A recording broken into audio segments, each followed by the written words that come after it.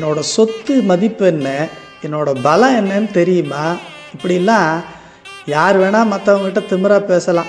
ஆனால் இந்த ஆடி தபசு திருநாளில் ஒவ்வொரு நாளும் சங்கரங்கோயில் ரத வீதியில் நீ விதவிதமான அலங்காரத்தோட பல வாகனங்களில் வரும்போது எய்த்தாப்பில் வர்றவங்க யாராக இருந்தாலும் சரி, எவ்வளவு பெரிய ஆளாக இருந்தாலும் சரி, உன்னை பார்த்த மாத்திரத்திலேயே ஓடி வந்து, மா கோமதி, எல்லாம் நீ போட்ட பிச்சைம்மா, உன் அருள் மட்டும் இல்லைன்னா நான் காலனாக்கு பிரோசனப்பட மாட்டேன் அப்படின்னு சொல்லி உன்னை தலை குனிஞ்சு கும்பிடுவாங்க. எழுத படிக்க தெரியாதவங்க கூட கோமதி கோமதின்னு உன் புகழை பாடுவாங்க.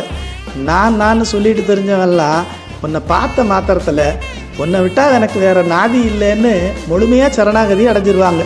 அணியாரும் விழா நாளில் அலங்காரம் பல கொண்டு மணிவீதி முழக்கோடு வருநென்னை கண்டக்கால் பணியாத தலைப்பணியும் பாடாத வாய்பாடும் தனியாத சிந்தையும்தான் தனிந்தொடுங்கும் கோமதி.